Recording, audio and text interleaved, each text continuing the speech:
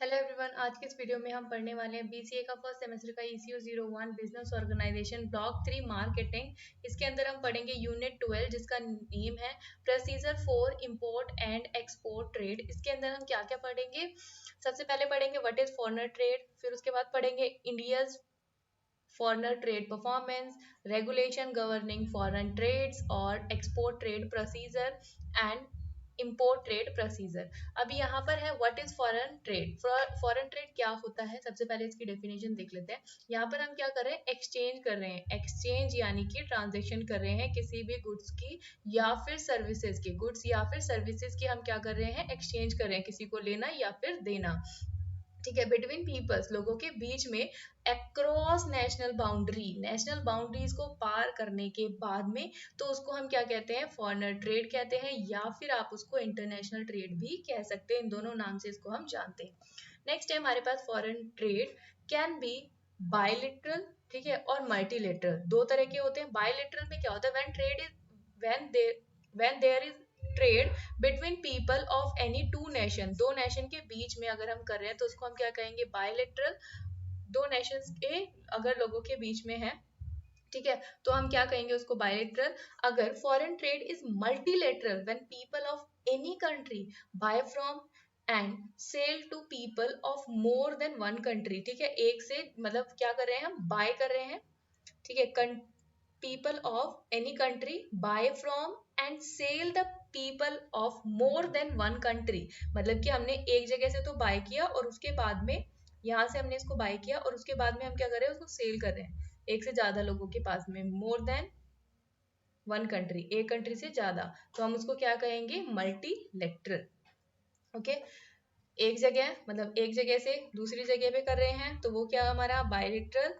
एक से ज्यादा में कर रहे हैं मतलब कि एक जगह से परचेज किया एंड देन उसके बाद में अदर कंट्रीज में ट्रांसफर कर रहे हैं उसको, तो हम क्या कहेंगे? Multilateral. Okay, now it's clear. अब नेक्स्ट चलते हैं type of trade. Type of trade हमारे पास तीन तरह के होते हैं। सबसे पहला है हमारे पास इंपोर्ट ट्रेड। इंपोर्ट ट्रेड में क्या है? लेट कि हमारा इंडिया है, ये हमारा फॉरेन है। अब फॉरेन में अगर हम ये अगर यहाँ से कोई चीज मतलब हम कोई चीज परचेज कर रहे हैं, इसको हम क्या कहेंगे? इंपोर्ट। लेट कि यहाँ पर ना मशीनरीज अच्छी मिलती हैं, तो हमने कोई मशीनरी वगैरह मंगा ली, तो मशीनरी हम क्या कर रहे हैं? यहाँ पर इसको इंपोर्ट कर रहे हैं। उसके बाद है हमारे पास में है एक्सपोर्ट ट्रेड। ठीक है, एक्सपोर्ट ट्रेड यानी कि यहाँ पर हम इंडिया को मानते हैं, यहाँ पर कोई भी फॉरेन कंट्री। अब यहाँ से क्या है? हम किसी भी चीज को क्या कर रहे हैं? सेल कर रहे हैं। यहाँ पर हमने क्या किया? इसको परचेज किया, यहाँ पर हम क्या कर रहे हैं? इसको सेल कर रहे हैं। ठीक है, सेल कर रहे हैं तो इसको हम क्या कहेंगे? एक्सपोर्ट। ठीक है, इसको हम क्या कहेंगे? एक्सपोर्ट कर रहे हैं। अब इसके बाद एक और आता है, दैट इज एंटरपोर्ट ट्रेड। एंटरपोर्ट ट्रेड क्या कहता है कि देखो यहाँ एक नेशन है, इस नेशन से ना मेरे को कुछ सामान अच्छे लग रहे हैं, ठीक है, मैंने ना मान लो कि लेट की मेरे को एक कार बनानी है, ठीक है, कार बनाने के लिए ना मैंने यहाँ से मंगा लिया पेंट।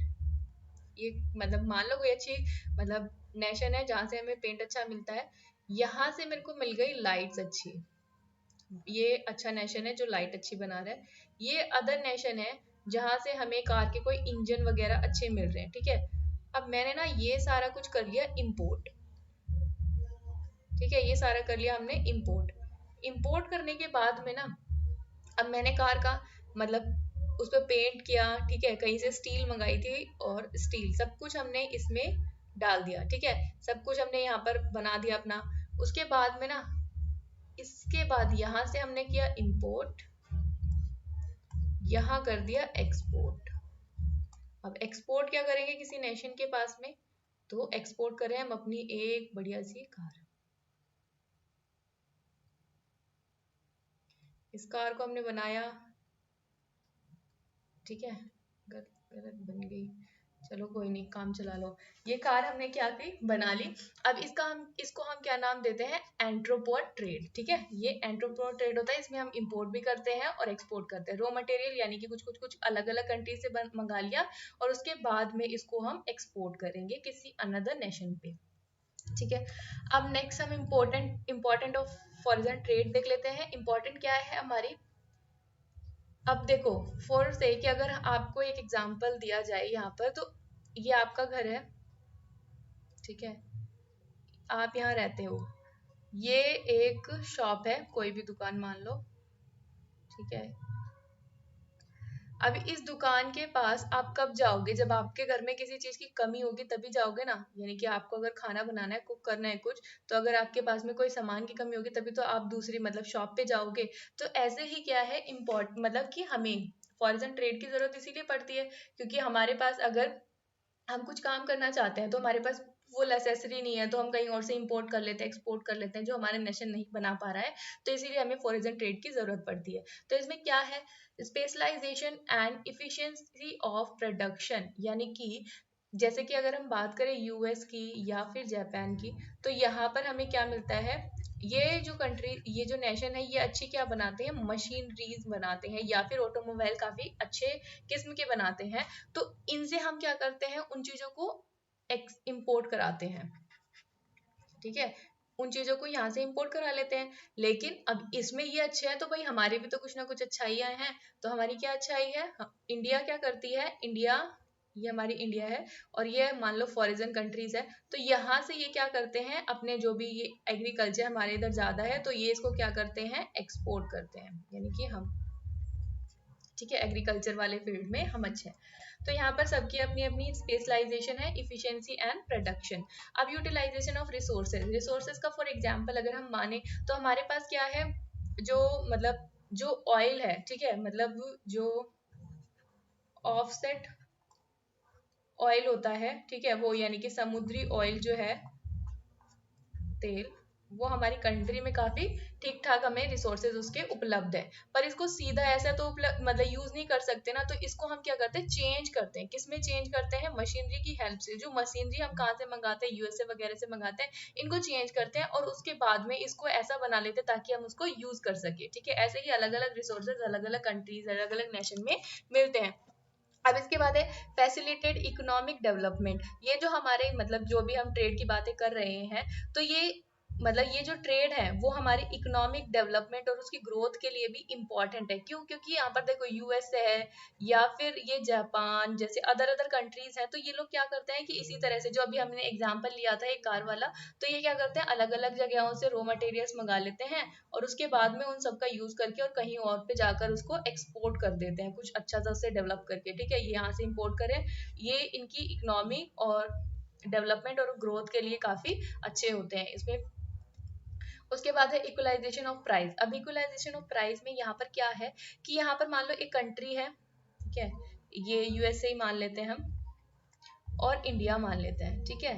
तो इंडिया किस में अच्छी है, एग्रीकल्चर में अच्छी है और यूएसए मशीन में अच्छा है, ठीक है। तो एग्रीकल्चर वाले फील्ड में अगर ये यूएसए अगर एग्रीकल्चर वाले फील्ड यानी कि कुछ प्रोड्यूस करेगा, तो वहां पर इसको क्या है, बहुत ज्यादा खर्चा आ जाएगा क्योंकि इसके पास लेबर नहीं है। लेबर नहीं है यानी कि काम करने के लिए किसान वगैरह नहीं है, तो इसको इसमें ज्यादा खर्चा लगाना पड़ेगा, ऐसी ऐसी मशीन डेवलप करनी पड़ेगी, तो वहां पर काफी ज्यादा नुकसान हो जाएगा इसको। तो ये क्या करता है, एग्रीकल्चर यहाँ से इम्पोर्ट कर लेता है और मशीनरी हमारे लोगों को एक्सपोर्ट कर लेता है क्योंकि हमारे पास ज़्यादा पैसे नहीं है कि हम बहुत अच्छी अच्छी मशीनरी डेवलप कर सके, ठीक है। तो यहाँ पर क्या हो जाता है, इक्वलाइजेशन ऑफ प्राइस। नेक्स्ट है हमारे पास एम्प्लॉयमेंट अपॉर्चुनिटी। अब जब हमारे पास हमें पता है कि प्रोडक्शन बढ़ेगा तो फिर एम्प्लॉयमेंट बढ़ेगी। अब इसके बाद है हार्मोनियस रिलेशनशिप बिटवीन कंट्रीज। अलग अलग कंट्रीज के बीच में जब इंपोर्ट एक्सपोर्ट होता है तो वहां पर कंट्रीज को पता है कि हमें इससे ये चीज चाहिए और हमें इसको ये चीज देनी है, तो वहां पर क्या है, हार्मोनियस रिलेशनशिप बन जाता है दो कंट्रीज के बीच में। ये थे हमारे कुछ इंपॉर्टेंट। अब कुछ कुछ यहाँ पर प्रॉब्लम्स भी अराइज होती हैं। यहाँ पर क्या क्या प्रॉब्लम अराइज होती है, जैसे कि suitability of product for the market, ठीक है। अब हमें पता नहीं है ना कि कौन सा प्रोडक्ट किस मार्केट में अच्छा होगा, तो हमें वहां पर उसकी सुटेबिलिटी चेक करनी पड़ती है भाई कि हमारा जो प्रोडक्ट है क्या इस मार्केट में चलेगा या नहीं। तो हमें बहुत सारा कुछ उसके बारे में जानना पड़ता है, जिसकी वजह से हमारा काफी पैसा भी उसमें स्टडी में खर्च होता है। उसके बाद है change in supply and demand conditions. अब भाई किसी के पास कुछ अलग अपॉर्चुनिटी बढ़ गई, यानी कि मान लो दो शॉप है आपके पास में, एक दुकान ये है, ठीक है, एक दुकान ये है, तो अब ये जो है आपको 10 रुपए का सामान दे रही है और ये आपको 20 रुपए का सामान दे रही है, ठीक है। आप तो पहले सोचोगे ना, आपके पास तो क्वेश्चन मार्क आएगा कि मैं इससे खरीदूं या इससे खरीदूं, ठीक है। तो ये बोलेगा कि मेरे गुड्स में ये फैसिलिटी है, मतलब इसका गुड अच्छा है, ये अपनी क्वालिटी दिखाएगा। तो मतलब यहाँ पर ये जो ये कंज्यूमर है, ये क्या है, क्वालिटी अगर लेना चाहेगा तो वो इस साइड जाएगा, अगर प्राइस देखेगा तो वो इस साइड जाएगा। तो इसके हिसाब से भी क्या है, डिमांड और जो हमारी सप्लाई की वजह से हमारी जो कंडीशन है वो चेंज होती रहती है। अब frequency price change, frequently price change होते रहते हैं, क्योंकि अगर आपके पास में यहाँ पर देखो कॉम्पिटिटर आ गया तो ये कहेगा मेरा प्रोडक्ट 20 रुपए में मुझे थोड़ा ज्यादा लग रहा है तो मुझे 15 कर देने चाहिए। ये कहेगा मुझे इसकी अपेक्षा अगर मैं देखूँ तो मुझे 15 रुपए का 10 रुपए काफी कम लग रहे हैं तो मुझे 12 या 13 रुपए कर देने चाहिए। तो इस हिसाब से इसने अपने पैसे बढ़ा लिए, इसने अपने पास से कम कर लिए। तो यहाँ पर क्या है, प्राइस जो है वो चेंज होते रहते हैं कंडीशन को देखकर। अब यहाँ पर है sorry credit risk. Credit risk क्या है कि हम ना अब किसी पर्सन को जानते तो है नहीं वहां पर जिससे हम ट्रेड करना चाहते हैं, ठीक है, ऐसे तो नहीं जानते ना, फ्रीक्वेंटली हम उससे मिले नहीं, तो हम उसकी ना क्रेडिट वर्थनेस देखते हैं, यानी कि वो हमें जो भी हम उसको इम्पोर्ट करा रहे हैं तो क्या मतलब जो भी चीज हम उसको एक्सपोर्ट करें, मतलब मान लो कि ये एक पर्सन है, ये एक पर्सन है, ये इंपोर्ट करना चाहता है और ये एक्सपोर्ट करना चाहता है। अब ये एक्सपोर्ट तो जब ही करेगा ना जब ये इतना कैपेबल होगा कि इसको पैसे दे सके। अगर ये कैपेबल ही नहीं है तो ये भाई ये क्यों ही एक्सपोर्ट करेगा, क्या फालतू फालतू है इसके पास प्रोडक्शन जो ये फालतू में इसके लिए बनाएगा और इसको देगा, ठीक है। तो अगर इसको इंपोर्ट करना है तो इसकी भी तो क्रेडिट इतना होना चाहिए ना इसके पास पैसा कि ये इसको दे सके, ठीक है, तभी तो ये इसका प्रोडक्शन करेगा। तो यहाँ पर क्रेडिट रिस्क भी काफी हाई होता है। तो यहाँ पर हमें सारा कुछ देखना पड़ता है, जो हमारा इंपोर्टर है उसकी मतलब क्रेडिट वर्थनेस देखनी पड़ती है। उसके बाद है चेंज एंड एक्सचेंज रेट। जो चेंज और एक्सचेंज रेट है ना वो क्या होता है, घटता बढ़ता रहता है। जैसे हमारे डॉलर का रेट कभी हाई हो जाता है, ठीक है, कभी कम हो जाता है रुपीज के अपेक्षा अगर हम देखें तो ये चीजें चलती रहती हैं। उसके बाद है rule regulation and production procedure, ठीक है, जो रूल्स हैं। अब देखो अलग अलग कंट्रीज में अलग अलग तरह के रूल्स है, क्योंकि वहाँ की इकोनॉमी और जो सब कुछ है वो चेंज है ना, एक दूसरे से पॉलिटिक्स और सब कुछ चेंज है। तो उसके हिसाब से क्या है, रूल्स या फिर रेगुलेशन जो है वो प्रोडक्ट प्रोसीजर पे फर्क डालती है।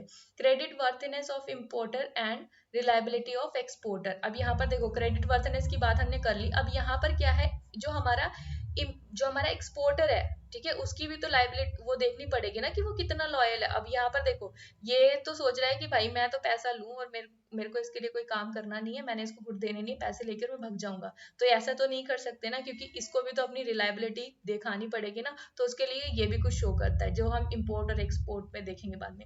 उसके बाद है ट्रांसपोर्टेशन एंड कार्गो रिस्क। यहाँ पर क्या है, जब हम किसी भी चीज को एक जगह से दूसरी जगह पे भेजते हैं उसको हम ट्रांसपोर्टेशन कहते हैं ना। तो उस ट्रांसपोर्टेशन में हम 3 तरीके से कर सकते हैं, लैंड, वाटर या फिर एयर के थ्रू। तो इसमें क्या होता है कि अब ये जो सामान यानी कि कार्गो मतलब क्या होता है, हमारा माल।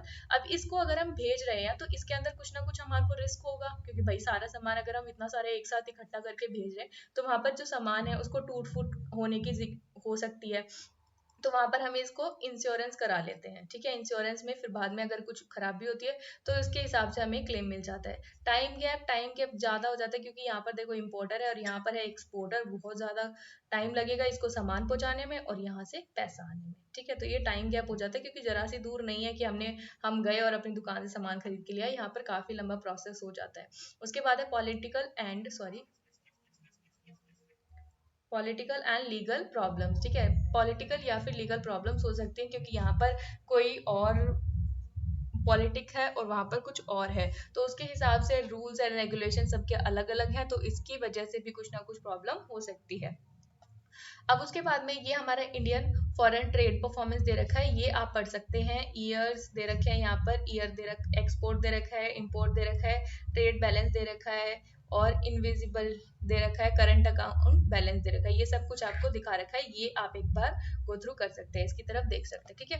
उसके बाद है रेगुलेशन गवर्निंग फॉरेन ट्रेड। इसमें कौन कौन से आते हैं, देखो यहाँ पर ना 3-4 हमारे एक्ट है। जो एक्ट है उसके हिसाब से हमें क्या करना पड़ता है, फॉरेन जो हमारे ट्रेड होते हैं उसको हम करते हैं। तो ये जो एक्ट है उनमें काफी सारी चीजें हैं, जैसे कि हमारे पास पहला एक्ट है जो क्या है, एक्ट जो हम बोल सकते हैं फॉरेन ट्रेड डेवलपमेंट एंड, इसको आप लिख लेना, मैं लिख देती हूँ, FTDR 1992, ठीक है।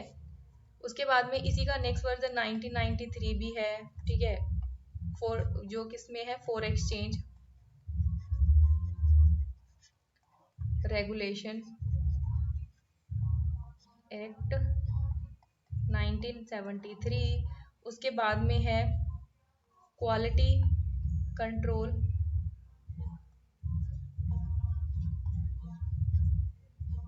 एंड प्री शिपिंग इंस्पेक्शन, जो किस में आता है, प्री शिपिंग इंस्पेक्शन 1963 में। ठीक है, तो ये थोड़ा सा हमें जान लेना था कि कुछ ऐसी रेगुलेशन गवर्निंग फॉरेन ट्रेड में कुछ ऐसी एक्ट भी हैं जिनके हिसाब से हमें चलना पड़ता है।